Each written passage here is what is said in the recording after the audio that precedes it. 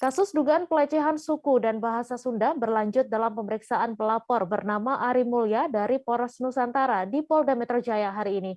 Kuasa hukum pelapor, Susen Febrianti, mengatakan kedatangannya hari ini ke penyidik untuk memperbaiki pasal yang tertinggal dalam pelaporannya.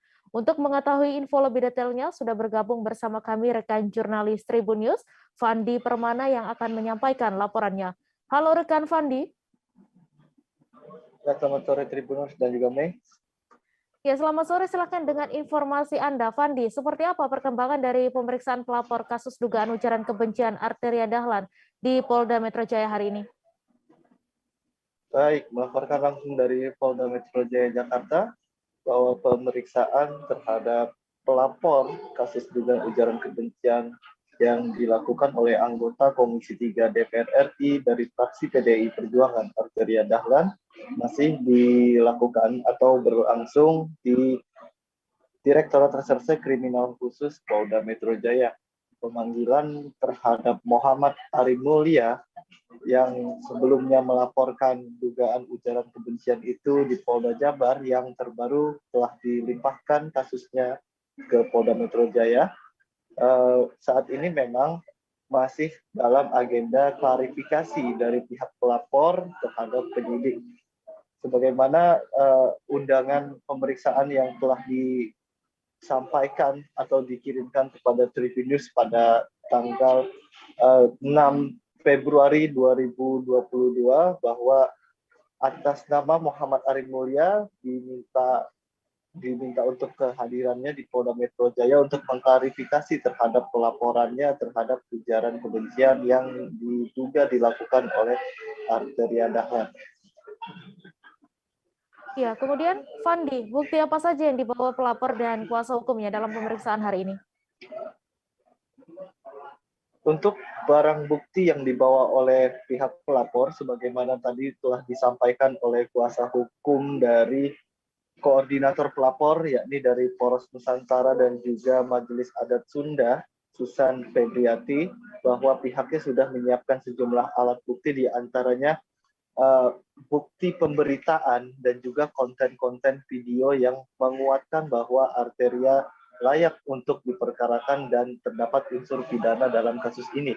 Sebagaimana kita ketahui bahwa sebelumnya Polda Metro Jaya menyampaikan bahwa kasus yang dilaporkan ke Polda Metro Jaya terkait dengan dugaan ujaran kebencian anggota DPR Arteria Dahlan, bahwa di dalamnya disebutkan bahwa tidak ada unsur pidana, dikarenakan bahwa Arteria sebagaimana diketahui merupakan anggota dewan, di mana setiap pelaporan atau perkara yang dipersangkakan kepada dirinya mesti melalui sidang di Mahkamah Kehormatan Dewan.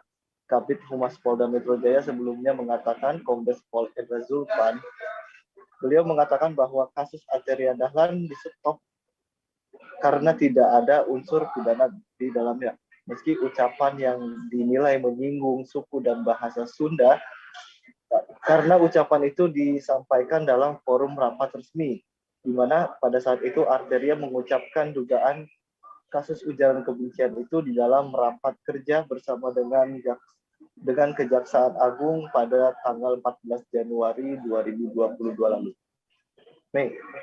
Ya, kemudian apa tanggapan dari Polres Nusantara terkait di stopnya kasus dugaan ujaran kebencian yang dinilai merendahkan suku dan bahasa Sunda ini?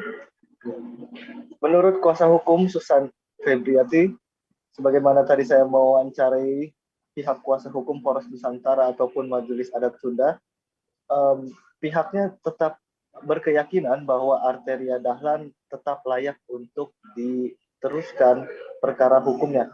Karena Polres Nusantara juga berkeyakinan bahwa semua warga negara memiliki hak dan persamaan di mata hukum, sehingga kasus yang menjerat Arteria ini layak untuk diteruskan meski anggota DPR memiliki hak imunitas, di mana setiap perkara pidana yang menjerat tiap anggota dewan mesti melalui dari sidang putusan dari Mahkamah Kehormatan Dewan atau MKD DPR RI.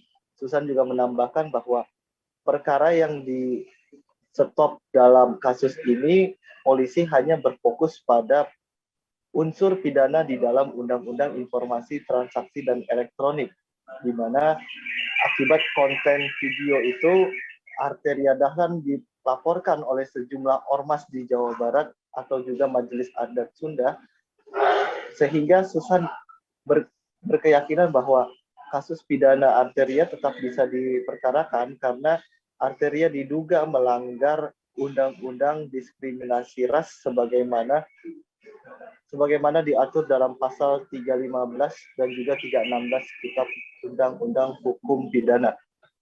Untuk sementara ini memang pemeriksaan masih berlangsung dan juga pihak kuasa hukum masih dimintai atau pihak pelapor juga masih dimintai keterangan oleh penyidik di Treskrimsus Polda Metro Jaya, dan pihak kuasa hukum juga sebelumnya sudah mengkonfirmasi bahwa akan memberikan update terbaru terkait dengan perkembangan kasus yang sebelumnya sudah di-stop oleh penyidik di Treskrimsus Polda Metro Jaya.